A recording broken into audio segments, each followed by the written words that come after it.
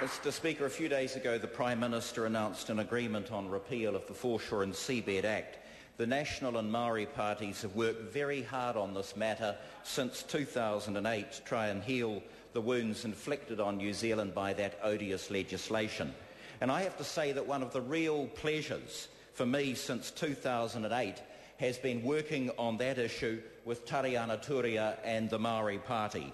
Mrs Turia's name will always be remembered in New Zealand for her principled and courageous stand on the foreshore and seabed, and being able to work with her to find a solution to this legislation has been the highlight of my time in this place.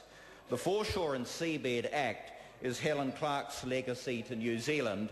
Its repeal is Tariana Turia's, and I'd have to say that Mrs Turia is by far the greater politician.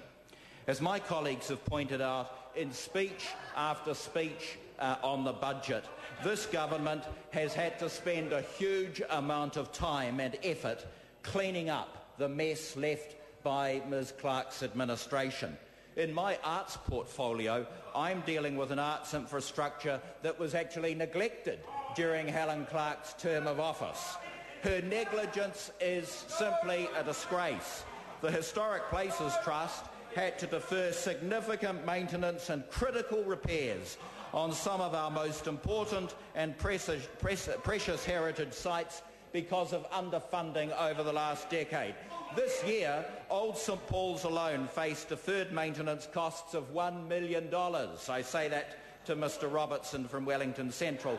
The Film Archive was also neglected by Helen Clark. The national government is addressing these issues.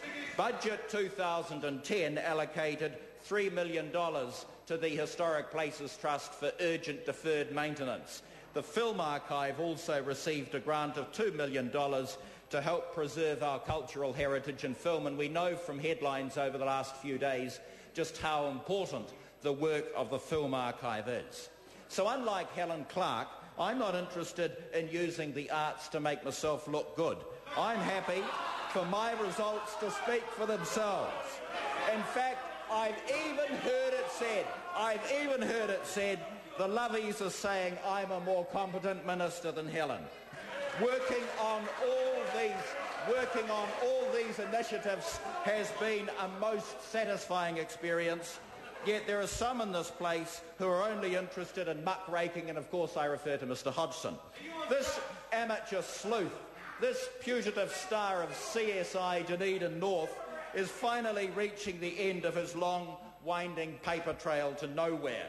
He exemplifies the last government's inability to learn from their own mistakes. The so-called master strategies backfire time and time again. He's been hot on the trail of the Prime Minister and the H-Fees conspiracy since 2008, searching high and low for clues to follow, only to arrive at the end of his mediocre career at the next election still clueless.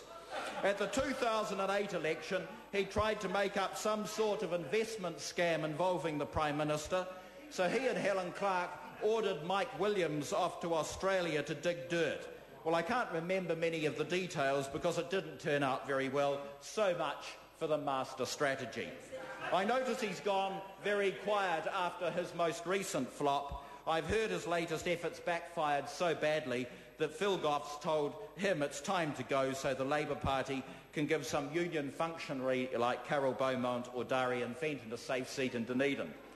So Mr Hodgson is going, and Labour is losing the man I once heard described as Labour's assassin.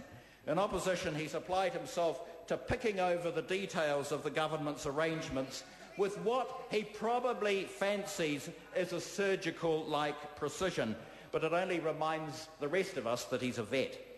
The final paper trail led to a Labour Party strategy for his colleagues. Attack campaigns are most effective when leavened by humour. It's certainly not advice Labour has ever followed, unless the constant string of smears was always intended as comic relief. But the joke's been on them time and time again. Mr Hodgson's career sums up to me the difference between Labour and National. We're interested in politics, ideas and making this country great. They're only interested in smear. Rahuri Katanai.